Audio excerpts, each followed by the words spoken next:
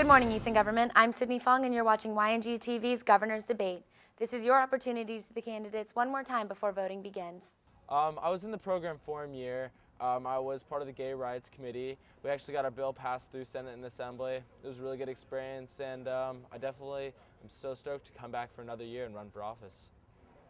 I would make the perfect youth governor only because of the dedication that I feel for this program. My only advice is to get involved. Seriously, last year I wasn't very involved in the program, and this year I came out and I made a step to run for office. It was seriously the most amazing experience of my life. God, the inspiration and the people that you meet while running, just your fellow candidates and just everyone you meet through campaigning and everything is so amazing. And I just urge every single one of you to get out and to run for office and just make a difference, because seriously, it'll impact your life like nothing. I can honestly say that you're not making the wrong choice with Christopher. I'm gonna be there, I'm gonna be there for you and for everyone in this program. I'm gonna listen to your views, I'm gonna be the best youth governor you've ever had. Words to describe myself as charismatic, caring, and honest. Throughout my YNG career, I've been involved with the forum. In my forum year, I was a lobbyist for the prostitution group. It's learning about the ins and outs of a completely different lifestyle. And even though it was prostitution, I just learned how to address other people's issues better. One of my role models is Barack Obama, who is the senator of Illinois. It's just really inspiring to hear him talk about the simplest of subjects. Like he can make you break down in tears, and he'll talk about what he ate for breakfast. Like the dude's amazing. So I just love Barack Obama, and I hope that he tries to go out for president one day. My advice to my fellow delegates and also to future delegates would be to participate. And that is it sounds like a simple request. However, it's one thing to say to your friends that, oh yeah, I'm gonna get up in front of everyone and I'm gonna speak right now. But it's also another thing to work up the courage to raise your hand in forum and to be able to walk to the front of that tent and lower the microphone and actually speak your heart and tell people what's honestly on your mind. And there's no rewards if you don't risk it. I like to go to school, hang out with my friends, go to the beach. I did the program last year and I was in forum. I was forum committee chair of privacy issues, and I was also the bill sponsor, wrote a lot of that bill. That was fun. And now this year I'm treasurer of my delegation on the board and a senator and running for governor. Let's see, I think Abraham Lincoln would be like the biggest role model. He's just like a person you look at in history, and he was like the ultimate president, politician. He's the person who I try and aspire to. Do the work. Work as hard as you can. It seems like a lot if you're just starting off in forum or if this is your first year, but if you go out there and do it, you'll have more fun than just sitting around and disappearing in meetings.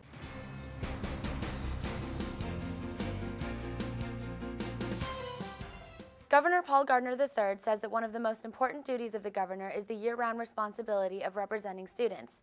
How will you handle this responsibility, and what qualities of the delegates do you want to convey in your representation? I feel like the most important quality of all of our delegates is the fact that everyone exhibits a sense of moral intelligence. Whenever there's a proposal, whenever there's a topic that needs to be discussed in the session, we take it upon ourselves to think about the people that will be affected by that particular issue, and then we think about the other side as well, and then take all the feelings into consideration along with the facts, then form an opinion and then share it as the time goes on. And I do my best to reach out to all the delegates to understand how they feel about all the important issues and do whatever is possible to establish a sense of communication, like give out my phone number or email address, so when we're not together here at a conference such as Sacramento or TNE1, TNE2, they can just find me or give me an email, give me a call, and I will be able to just talk and be able to form an opinion and course of action on how we can handle things. I think the most important quality of the delegates is their matureness in all these issues. Being able to step back and look at them objectively and see what's best for everyone, not just themselves or not even just their opinions, but what is best for the state as a whole, what's best for everyone in it. And I think that takes a level of maturity that is above most people, and I see it in all the delegates here. To be able to do that and to run a government, most of the time people like to focus on what their own problems are. Here at Youth in Government, everyone is selfless and looks at the bigger picture, what's good for the state. I'd have to agree. The overall dedication these delegates have to make a difference in this world just warms my heart to see so many young people coming out and participating in something that I feel so passionately about. And it's so awesome to have a program where we can all get together and we can all debate and we can all talk and we can all work to make this nation better. Okay. The governor also stressed the importance of his seat on the YNG Board of Directors, saying that he is the student voice and that his job is to address student needs and concerns. How will you use your seat on this board to impact the program? Well, obviously, I think the Board of Directors is much more detached from the actual student body than the governor would be. And it's the governor's responsibility to convey the feelings of the delegates to the governing board, what they want to change in the program, what they want to see different, better, all their concerns. I think that's the main responsibility of any governor, is to make sure that his delegates, his wishes are followed through with. I'd have to speak on the same point. Through my campaign and through visiting other delegation stuff, I've met an immense number of people, and each one of them have come to me with a different concern about the program, and I really would take that into consideration and make sure everyone's views are expressed, because that is democracy, and I feel like I can really portray that as a governor. Well, I feel that being in a leadership position, you're more of like in service. And whenever you're serving the general populace, you have to understand their needs and concerns, as both of you said. And I take it upon myself as making it my goal and my initiative to reach out to everyone. And also being in front of the board of directors, since no one else except for the governor is able to talk to them, I'd make sure that I understand exactly what the biggest problems are and be able to wrap everything in, so whenever I'm talking to them, they know everything that's going on. So that whenever we're talking about how we can improve the overall quality of the program, they understand every small detail, so everyone's needs and concerns are met. And my objective would be to reach out to, whether it have to be 100 people, whether it have to be 2,000 people, or my fellow delegates, if they have a need or concern, and to do everything I possibly can as a servant of the public to reach out to them and understand what needs to be done, do it. You have the responsibility of representing over 2,000 delegates from all over the state and who serve in many different positions. How do you plan to stay in touch with and address the needs of all students? Before SAC, excuse me, I went and I campaigned to multiple delegations, and I feel that staying in touch with the student body is a huge responsibility that the governor holds, and creating friendships that I've met through this campaign. I definitely keep in touch, campaign, and let the people know that the governor's got their back, you know? I mean, not to take a personal attack, but I really have never talked to Paul Gardner, and he never came to visit our delegation. And I really strive to really include the general public with my campaign and go and talk to them and really include them in the program. Well, I feel that the most important part of a relationship is a consistent state of consistent state of communication that's direct. Throughout the course of the time between Sacramento and TNE1, it's about, 6 to 8 months. Like, we're away from each other for the better part of a year. And I take it upon myself as youth governor to reach out to everyone, like whether it be on like MySpace, for instance, a very popular way for everyone to reach out to one another in an open setting. Throughout the course of the school year, ask people how are finals going, ask people how midterms or however their summer vacations going, because that lets everyone know that you care about them outside of the sessions. Like, I'm not only there to establish a sense of trust just so that we can work with one another, but being a servant of the public, you have to have a love for the people, and I love my fellow delegates. And if you love someone and you're going to do the best to be the best possible friend that you can be, as well as being a servant if you're their leader. So I'll take it upon myself to ask them personal questions, get to know them, and then from there, I'll be able to get a general understanding of what they're looking for to be changed and addressed whenever they need my service and need my help. So that will be the most important thing I'd stress when I'm trying to reach out to everyone. Well, I think that a governor needs to know the opinions of the people, needs to be able to have a good view of what everyone would like. And unfortunately, it's very difficult to meet everyone. You know, you go to Sacramento, there's 2,000 people, or Bob 1 and Bob 2, and it's really difficult to walk around meeting people and getting all their opinions. Governor is going to be very busy, everyone else is very busy. So that's why I think that an open forum at Bob's 1 and 2, Sacramento, where everyone can get together, kind of a town hall setting, just answer questions, kind of an open debate with the governor so that I can know your views, know what concerns you about the program, know what changes you want to see in the state, how you feel on all the issues. And also between conferences, I think it would be good if the governor was in contact with as many people as possible. Maybe give out email address or MySpace, like you had said, so that you can email anything. You know, it doesn't have to be program related. You know, it's not. This isn't just a business relationship. We should all be as close of friends as we can. And if you can email me or the governor, then I can get to know you better. What parts of your life, because that allows you to see the bigger picture. If you can know someone's life in general, I think that it allows you to see what changes you can make, what concerns you can address. That's a very good point, but it's not necessarily impossible to get to know 2,000 people.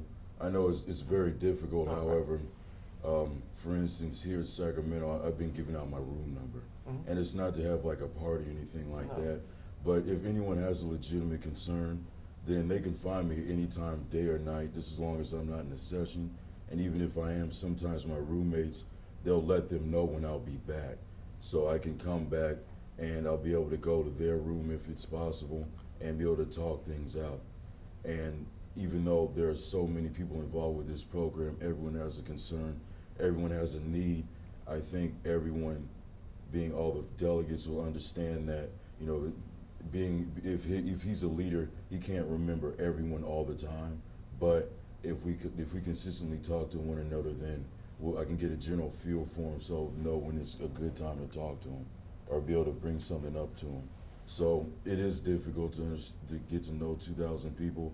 I think your idea about an open forum is a very good idea, but if I was in a leadership position, I would also try to just use all the free times that I would normally have to give back to them.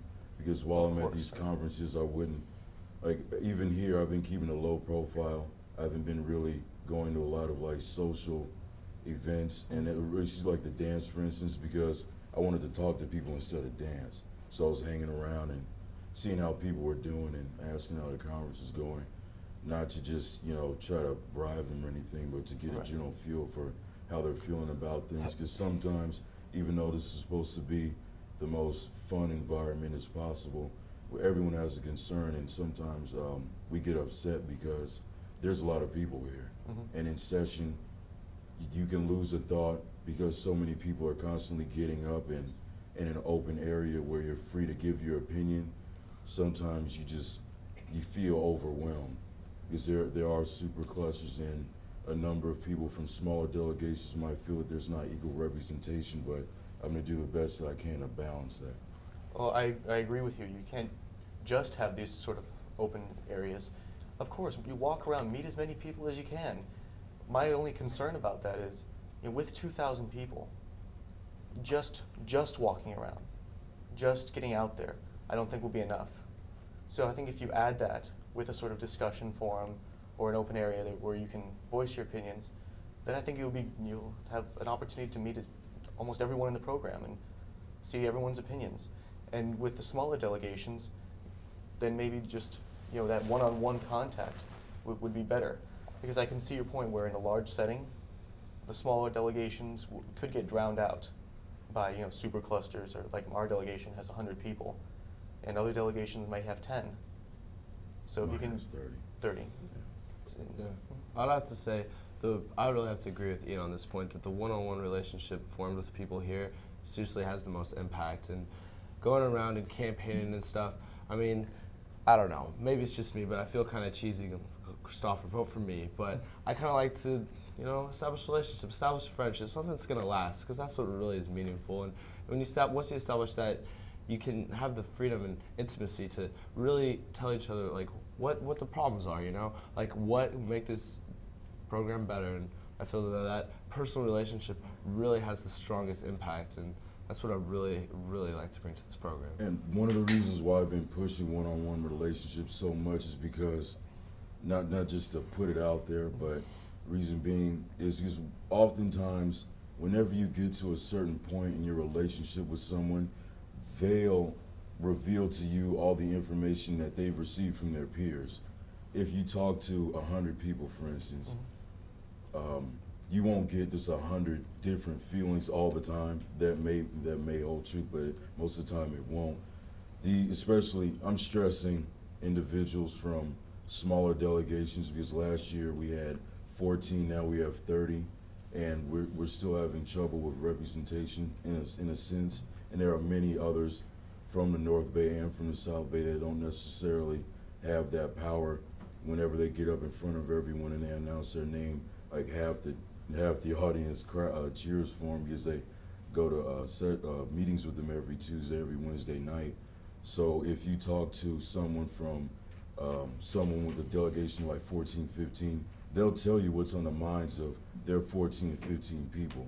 So you'll understand the needs and concerns of 15 as opposed to just one.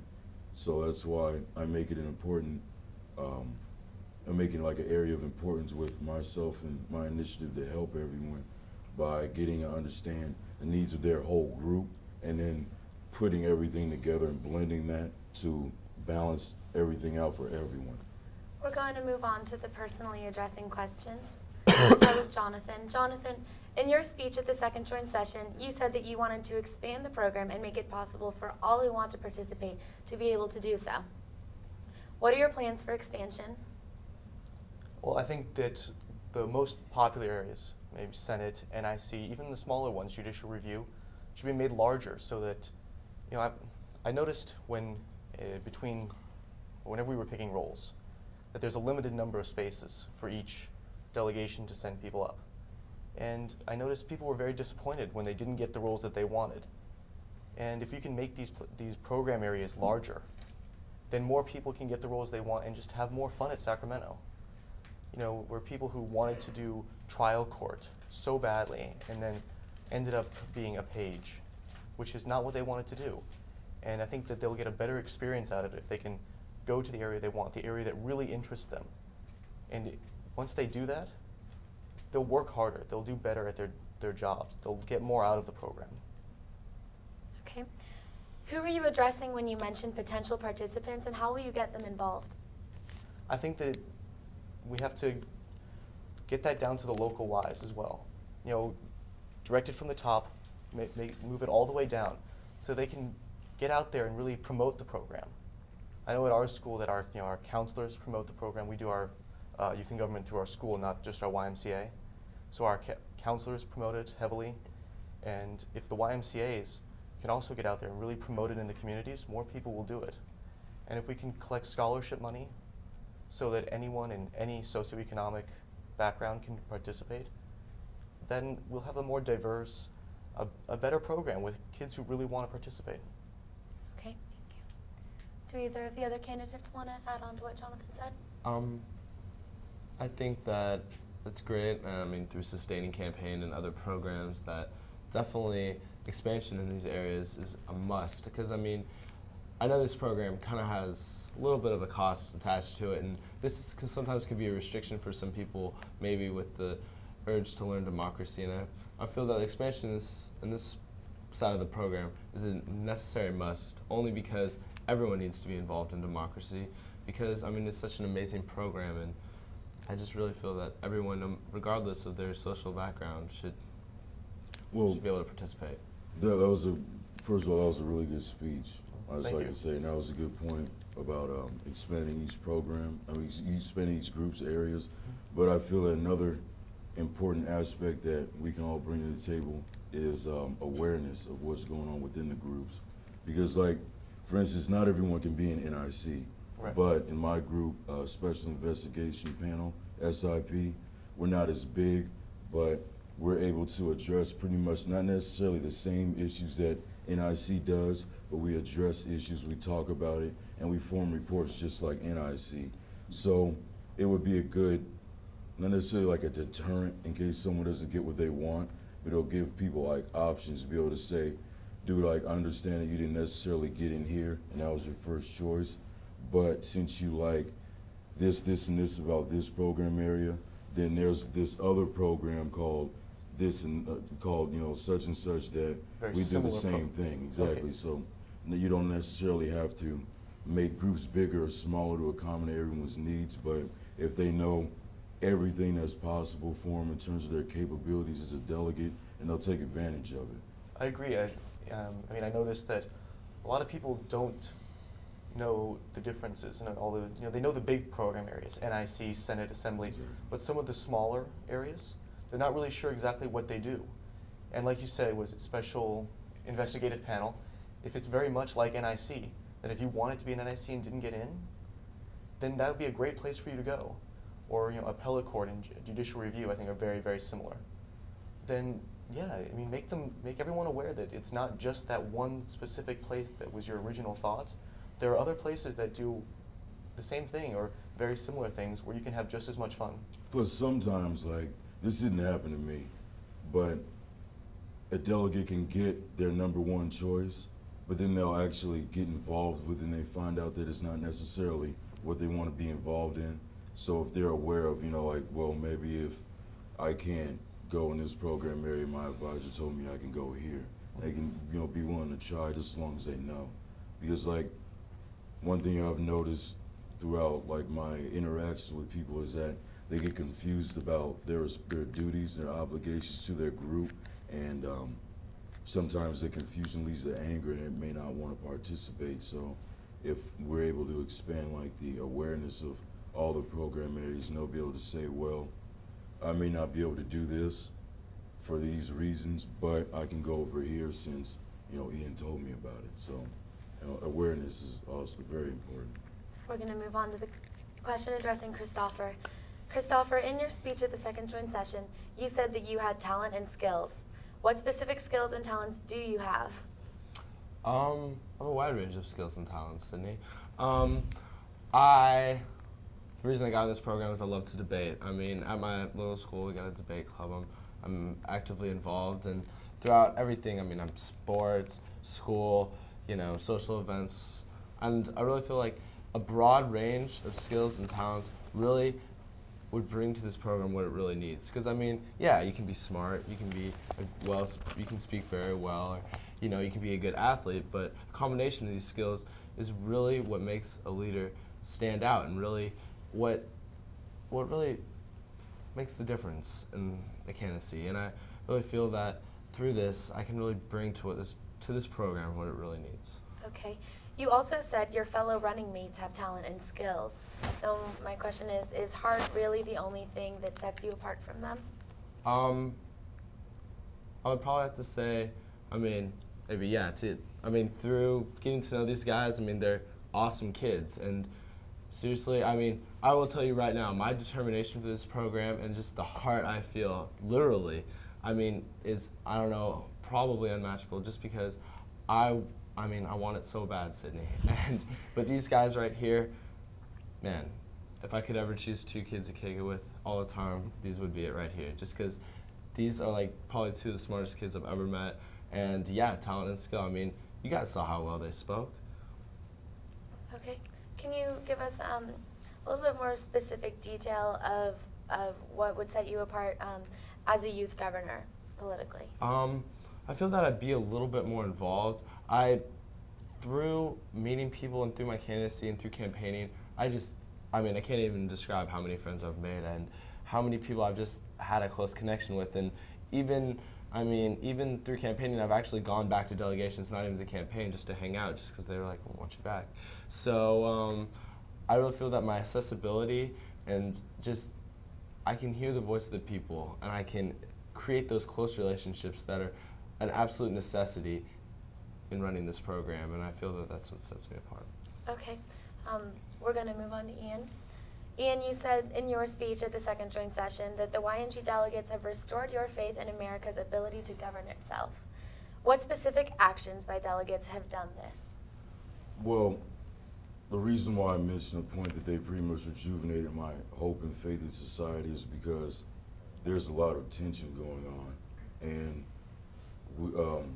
see, I'm not of the voting age, so I'll refer to, people who can't vote as like adults. They've elected these officials who have taken upon themselves to decide whether or not they want to work with one another. And it shouldn't be an option as to whether like they're going to work with each other. Like, in professional politics, everyone is of service to the people, and it shouldn't be an option whether or not you want to serve the public just so you can bicker with someone else. And the reason why I said that my fellow delegates have really restored my hope and my trust in everything that's going on is because we're willing to work with each other. We all know that we have differences. We come from different backgrounds. We come from different neighborhoods, but whenever we come to the table, we're able to use our differences as a trust builder. We're able to use what we don't have in common to bring it to the table in an open area and to say, you know what, I come from here, and this is what goes on in my community. And someone's able to say that, and you're able to find that middle ground between the differences, and you're able to blend that into a general course of action as to how you can trust and build upon subject areas of one another, so that like when we move on and become full contributing members to the society, we're able to work with one another better in like a business setting and get things done. Okay. How does the Youth in Government program affect the real American government? Do you mean like? How do you feel that the Youth in Government program has an effect on real democracy? I'm sorry, is there any way you can further like rephrase it? Mm-hmm. The delegates in Youth in Government often aspire to become political figures, and how do you feel that this program in California helps them to do so? Okay. First of all, I'd like to start by saying it's a very good question. And I think the beauty of this program is that very few of us have like a lot in common. Even the super clusters, because they come from like different communities, they go to different schools, and normally in society, our beliefs, if they're different from another group, then that separates us. And that is what scares me about what's going on in society right now, because if you can't build a sense of trust, if something were to happen when everyone needs to be on the same page, if you make it clear that you want to isolate yourself because of your personal beliefs and affiliations, then how can you work with one another? And the beauty of this program and how I think we're going to be able to directly change the country is because we're able to understand that, you know what, like I go to like maybe like a Catholic school, we may go to a public school, so we may see different things, learn about different things, but I'm willing to share with you what I know that you don't know, so that we can both get a general understanding of each other, and then from there we're able to take on subject matters that affect people we don't even know, because we're able to take into account just how people in our area and how we are affected by what's going on in our daily lives, and we're able just to build upon that. Okay. Can I take that a little bit further? Absolutely.